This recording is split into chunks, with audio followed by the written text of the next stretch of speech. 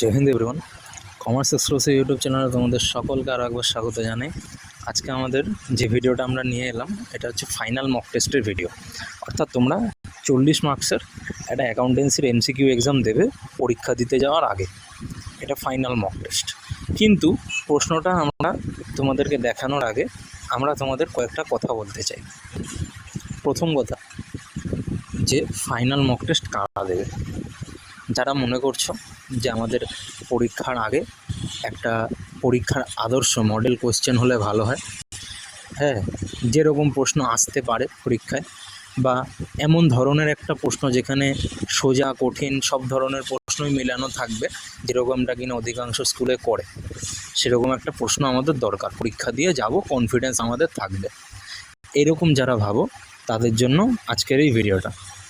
তাছাড়াও যারা পরীক্ষাটা দেবে তাদের নিয়ম তো আমি বলছি, এবং যারা এক্সামটা দেবে না, মনে করছো যে আমি তো সেরকম করে সিলেবাস কমপ্লিট করতেই পারিনি, তা আমি কি করব?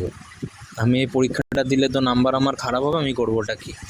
যারা পারোনি, আমাদের দেখো চ্যানেলে গিয়ে, আমাদের চ্যানেলে চলে যাও তোমরা, আমাদের চ্যানেলে গিয়ে দেখো ভিডিও সেকশানে এমসিকিউ বুস্টার সিরিজ আমরা করিয়েছি অ্যাকাউন্টেন্সির। আরও সাবজেক্টের আছে, তোমরা অ্যাকাউন্টেন্সিটা দেখো। আমরা মোটামুটি 7খানা সিরিজ করিয়েছি, প্রত্যেকটাই কম বেশি 20 মিনিটের ভিডিও, ঠিক আছে? তার মানে তোমরা যদি মোটামুটি 2-2.5 ঘন্টা দাও আজকে, তাহলে তোমাদের মোটামুটি পুরোটা কভার আপ হয়ে যাবে, এবং পরীক্ষা যখন দিতে যাবে তোমরা খুব ভালো নম্বর নিয়ে বাড়িতে আসবে। এইটা হচ্ছে কথা। তোমরা মক টেস্ট দিয়ে সময় নষ্ট করো না, যাদের মনে কনফিডেন্স নেই, যারা মনে করছো যে পরীক্ষাটা খারাপ যাবে দিলে, তারা ওই কাজটা করো। আর যাদের কমপ্লিট, যারা চাইছো যে আমরা আমাদের স্ট্র্যাটেজিটাকে আরও একটু বুস্ট করি, তারা আজকের এই মক টেস্টটা দেবে। এবার আসি নিয়ম, কী নিয়মে দেবে? মক টেস্টটা টাইম ধরে দেবে, যেরকম তোমাদের বাংলা ইংলিশ পরীক্ষায় যেরকম টাইম ধরে পরীক্ষা দিয়েছো স্কুলে, এখানেও ওরকম টাইমটা নিয়ে নাও। সেই টাইম ধরে তোমরা পরীক্ষাটা দাও 40 মার্কসের। তোমাদের 1 ঘন্টা 15 মিনিট সম্ভবত দেবে, আমি শিওর নই। তবে তোমরা চেষ্টা করো এটা 45 মিনিট থেকে বড় জোর 1 ঘন্টা, তার মধ্যে এমসিকিউগুলোকে সলভ করার, এবং এমসিকিউগুলো বারবার করে তোমরা চেক করো। বিশেষ করে ক্যালকুলেশন আছে যে সমস্ত এমসিকিউতে, সেগুলোকে তোমরা বারবার চেক করো।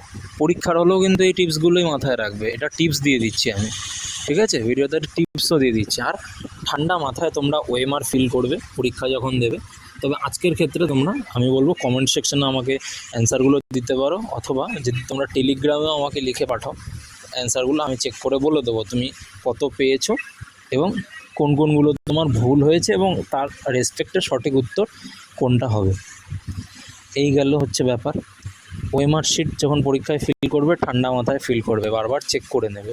ধরো প্রশ্ন সহজ এসে গেল তোমার স্কুলে, তুমি ওএমআরটা চটজলদি করে ফিল করে দিতে চাইলে, এবং তারপর দেখলে যে তুমি একের উত্তরটা 2-এ লিখে ফেলেছে, এবং এইভাবে তোমার গোটা ওএমআর শিটটাই নষ্ট হয়ে গেল।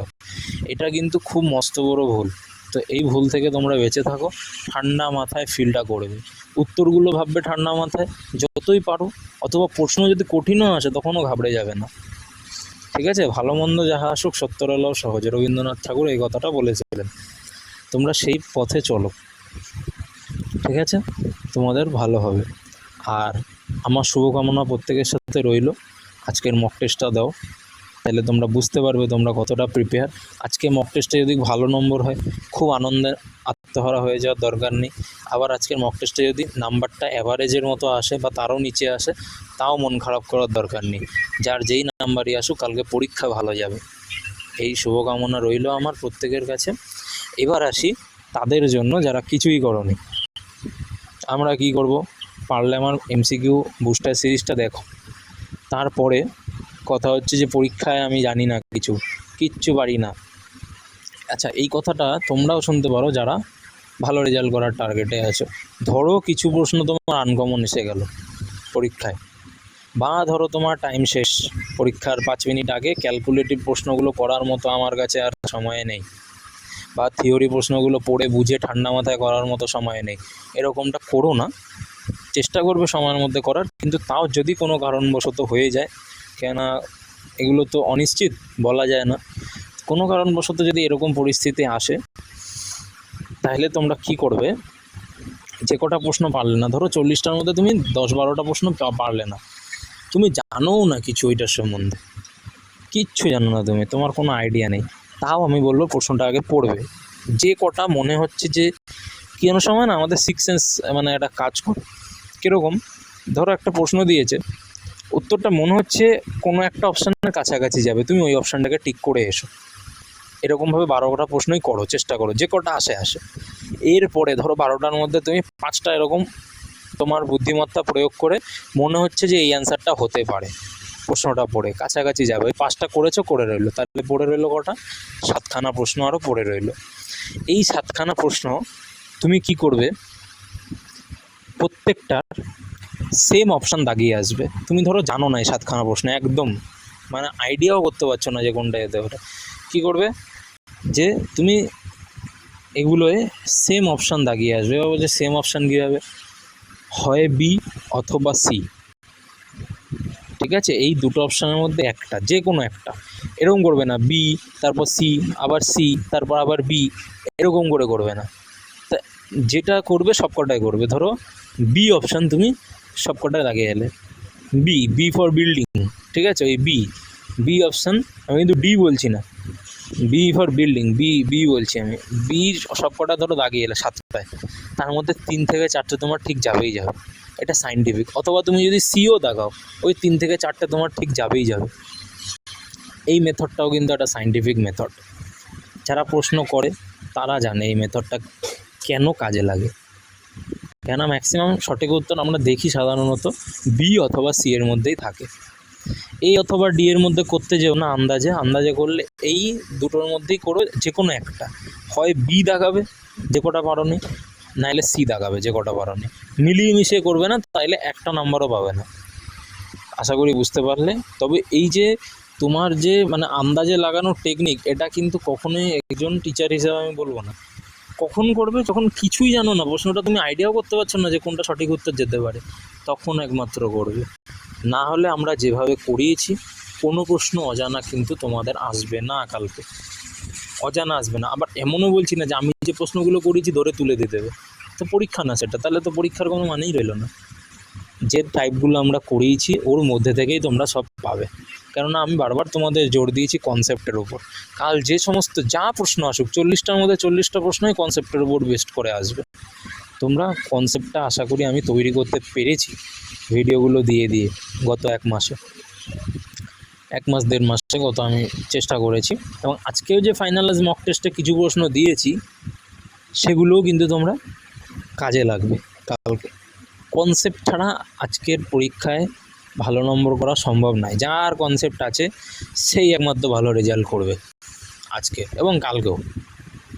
তাইলে পরীক্ষাটা তোমরা দাও। এবার আসি প্রশ্ন কিভাবে পাবে।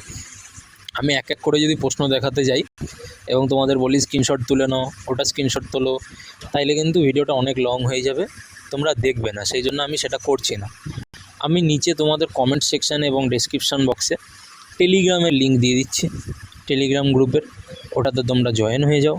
সেখানে আমি পিডিএফটা অলরেডি আপলোড কিন্তু করে দিয়েছি। তোমরা যখন আর কি টেলিগ্রাম গ্রুপে জয়েন করবে তখন দেখবে অলরেডি পিডিএফ আপলোডেড। এবং তোমরা চাইলে আমাকে টেলিগ্রামও অ্যান্সারগুলো পাঠাতে পারো করে, অথবা ইউটিউবের এই কমেন্ট সেকশানেও তোমরা কিন্তু সঠিক অ্যান্সারগুলো করতে পারো। কি করবে, একটা পেজ নেবে, হ্যাঁ, বারবার তো টেলিগ্রাম খুলে আবার ইউটিউবে কমেন্ট সেকশানে আসা সম্ভব নয়, একটা পেজ নেবে, সাদা পেজের মধ্যে তুমি দাগ নম্বর দেবে 1, 2, 3 করে 40 অবধি দেবে।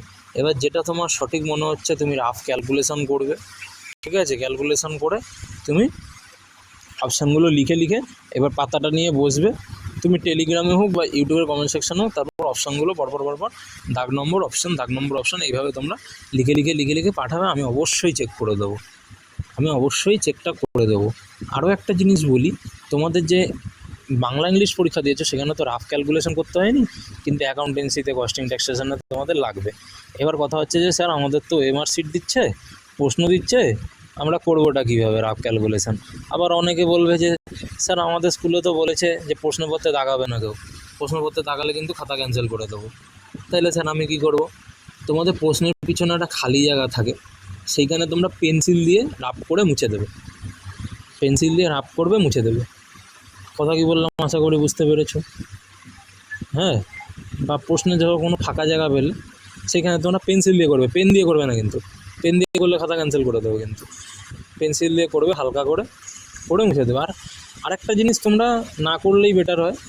হ্যাঁ, অনেক স্কুলে পারমিশন দেবে না, যে অপশানগুলো সঠিক অপশান দাগিয়ে রাখলাম, পরে ওএমআর ফিল করলাম। যদি করা যায় তখন ভালো, ওএমআর ফিল করতে ভুলভ্রান্তিটা কম হবে। আবার যদি কারো স্কুলে বাধা দেয়, করো না, পেন দিয়ে দাগিয়েই না প্রশ্নে। ভালো কথা বলবো, নাম লেখা কিচ্ছু করার দরকার নেই। আর ওএমআরের রোল নাম্বার সব নাম ঠাম সব ঠিকঠাক ফিল আপ করবে। যেহেতু আমার সাবজেক্টের পরীক্ষাগুলো আসছে, কমার্সের পরীক্ষাগুলো আসছে, তাই আমি এখন এই কথাগুলো বলছি। বাংলা ইংলিশ তোমরা পরীক্ষা দিয়েছো, তোমরা এক্সপিরিয়েন্স করেছো বিষয়টা কীভাবে করতে হয়, সবটাই তোমরা জানো। তাও বলবো, অ্যাকাউন্টেন্সি তোমাদের জীবনে প্রথম পরীক্ষা, এটা অ্যাকাউন্টেন্সি পরীক্ষা। এর আগে তো তোমরা অ্যাকাউন্টেন্সি পরীক্ষা দাওনি কখনোই, তো এটা খুব ঠান্ডা মাথায় দেবে। আমরা দেখেছি ভালো ভালো ছেলে মেয়ে, আচ্ছা আচ্ছা পাবলিক কী করে এক্সাইটমেন্ট হয়ে যায় জীবনে, যেহেতু প্রথম কমার্স পরীক্ষা, একটা স্কুলে বসে কি হয়ে যায়, উত্তেজনাবশত জানা জিনিস ভুল করে আসে, অথবা জানা জিনিস ওই ওএমআর ফিল করতে গিয়ে ভুল করে আসবে। এটা তোমরা করো না, আমার রিকোয়েস্ট রইল। তো ভিডিওটা ভালো লাগলে লাইক করে দিও। বন্ধুবান্ধব যারা রয়েছে, যাদের পরীক্ষা অ্যাকাউন্টেন্সি, তাদের মধ্যে ভিডিওটা শেয়ার করে দাও, ঠিক আছে? আর মক টেস্টটা খুব মন দিয়ে দাও, সময় ধরে দাও। আমি তোমাদের উত্তরের অপেক্ষায় কিন্তু রইলাম, এবং আমি চেক করে দেবো, ঠিক আছে? Thank you so much. জয় হিন্দ। সবার জন্য শুভকামনা রইল আমার।